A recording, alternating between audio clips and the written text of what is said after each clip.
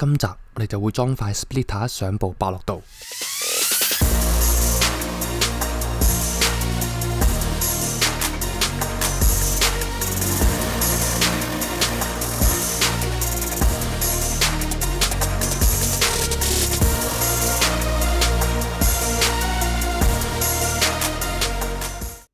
上一集我哋就裝咗 charge speed 嘅泵把上部伯樂度，今集我哋就要整塊 splitter 喺下面保護佢。咁我本身就買咗呢個 Flow Design 嘅 splitter， 但係就發現完全唔啱形狀，所以就唯有退咗佢，然後 DIY 一條 splitter 出嚟。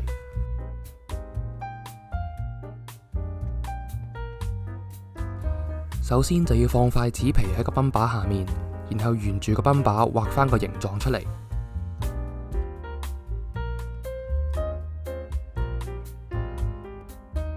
整呢個 splitter 最主要嘅原因並唔係為咗要加 down force， 而係要保護個泵把。所以我只需要大概1至2 cm 嘅闊度就夠啦，唔需要好似啲 Time Attack 車咁成尺長。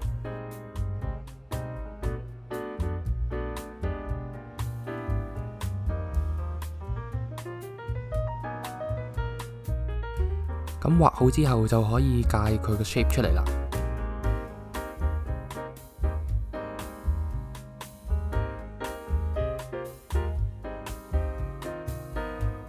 大概就係咁嘅樣。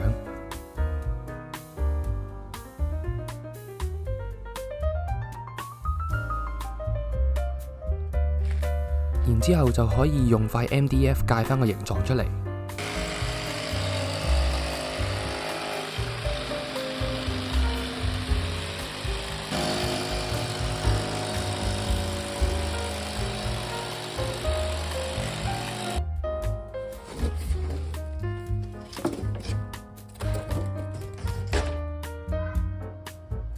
咁將塊 MDF 噴咗做黑色，裝埋上去就係咁嘅樣啦。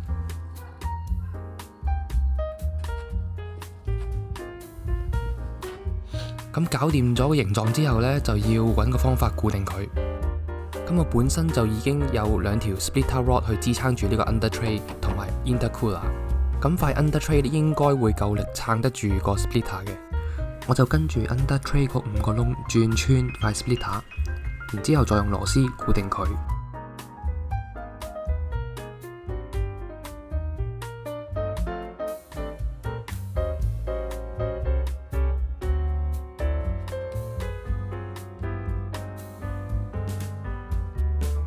然後我就攞咗塊 MDF 去一間賣膠片嘅公司 cut 咗一塊 HDPE 嘅膠出嚟。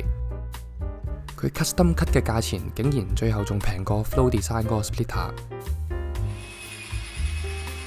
然之後就喺塊膠片上面開窿。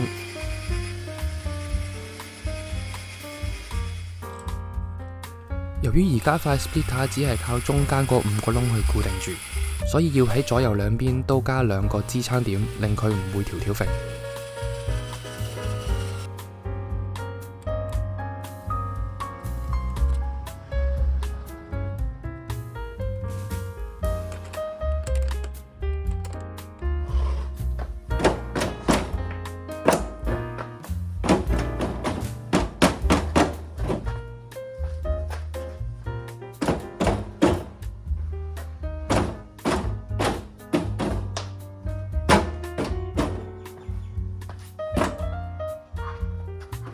咁有咗一塊 splitter 喺下面托住，裝泵把都簡單咗好多。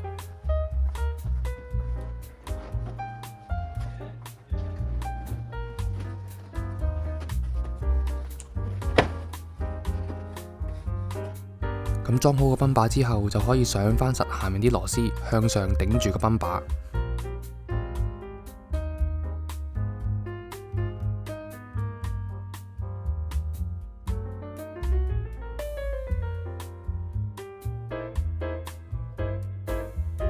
咁裝好晒就係咁嘅樣啦。